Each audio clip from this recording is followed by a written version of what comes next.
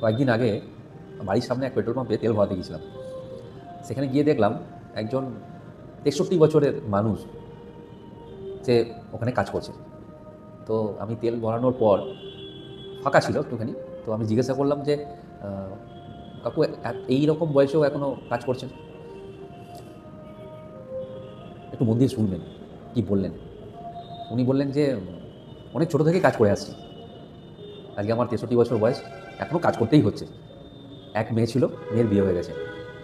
সেরকম টাকা পয়সা জমা করতে পারিনি, তাই এখনও কাজ করতে হচ্ছে। এবং যতদিন বেঁচে থাকবো আমার মনে হয় ততদিন কাজ করেই খেতে হবে আমাদের। এই আমাদের মতো মানুষদের না খুব দুঃখ, জানেন? জীবনটা আমাদের কাজ করেই চলে গেল। কোনোদিন ভাবলাম না যে একটা সময় পর বসে আমরা কিছু টাকা পাবো বা একটু শান্তিতে কিছু দিন কাটাতে পারবো। তাই মাঝে মধ্যে মনে হয় যে ঠিক এরকম একটা এজে গিয়ে মানুষ মারা যেত, আর বেঁচে থাকতে হতো না, তাহলে মনে হয় ভালো হতো। কারণ এখন বাঁচা মানেই দুঃখের সঙ্গে বাঁচা। বাঁচা মানেই লড়াইটা যেন আরও বেড়ে গেল। প্রত্যেকটা দিন লড়াইটা যেন আরও বেড়ে যাচ্ছে। ভগবান যেন এরকম আর্থিক পরিস্থিতি কাউকে না দেয়। আর যেন পেরে উঠছি না। কাজে না এলেই মালিকের রাগ, তাই প্রত্যেকদিন কাজে আসতেই হয়। শরীর অসুস্থ থাকলেও কোনো উপায় থাকে না।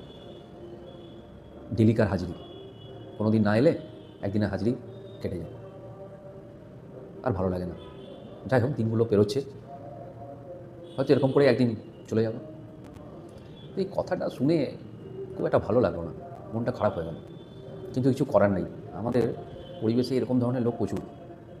এখনও ৬০ বছরের ঊর্ধ্বে প্রচুর মানুষ যারা কোনো অফিসে নাইট গার্ড বা লিফটম্যান হিসেবে কাজ করে, তাদের দিনগুলোও ঠিক এরকমই কাটে। এর মানে এই নয় যে তারা তাদের লাইফে কোনো দিন কিছু সেভিংস বা ইনভেস্টমেন্টের চেষ্টা করেনি। হয়তো সেরকম সিচুয়েশনই আসেনি সেভিংস বা ইনভেস্টমেন্টের, সেই টাকা পয়সা হয়তো কোনো দিন রোজগারই করেনি।